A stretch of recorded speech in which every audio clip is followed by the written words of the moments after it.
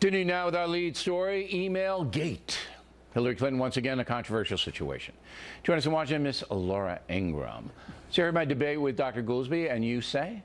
Well, I think what can be concluded now is even if the letter of the law was not violated, remember it was a 2009 implementing regulation bill on the Federal Records Act, which said that agency email had to be preserved, but it really wasn't clear on the private versus official email. The language is a bit amorphous, so it gives Mrs. Clinton some wiggle room there. So that's what they're saying. But the intent behind the law for someone as smart as Hillary Clinton is obvious.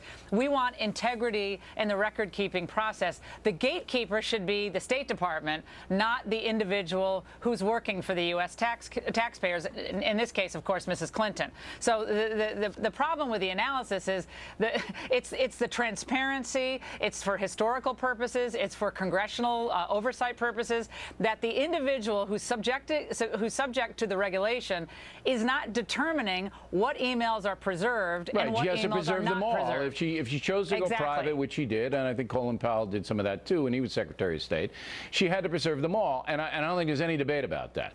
But the Clinton people say she did, and she's handing over everything, and that. Yeah, we don't know what she's preserved. We don't know what she hasn't preserved, and that's the reason that any smart person, and she went to Yale Law School, top lawyer, she would know that. And I don't know that we found out that Colin Powell set up a private server in his home. If I hadn't read that, I don't know if it's the same either. He just used a private email sometimes. It might be a little bit of a different deal. I mean, she had a whole operation there at her house, and I think the question has to be asked, why?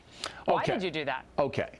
Now, my opinion is that the Clintons, and again, President Clinton has helped me with the track chairs for the disabled veterans. They're good to you. We like them because they're good to you and our veterans, so we applaud that. Okay, but I want to, I'm trying to be fair here because to hammer them. They can be nice people, but be violating the law too, right? They can be nice, but they can be. We don't know whether they violated the law or not. I'm just saying, hypothetically. That's for our government to find out.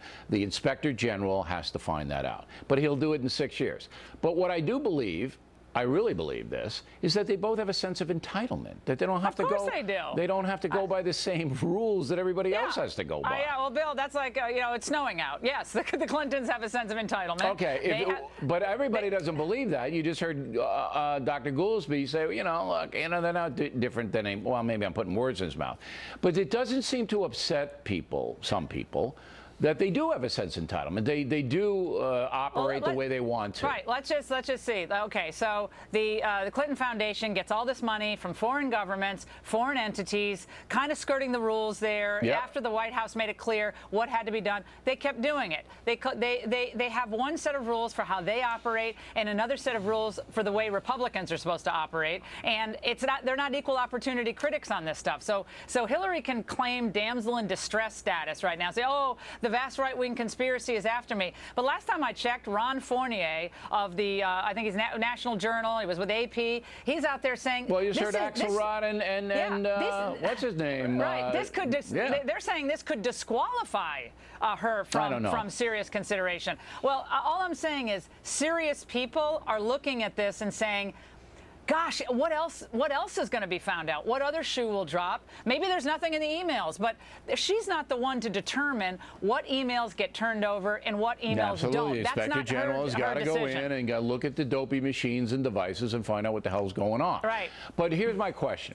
The 35% of Americans who support Hillary Clinton are going to support her. They don't care, right? They don't care. I mean, whatever it is, it's going to be rationalized away. And the 35% who despise her, they're going to think that she's Al Capone. Yeah.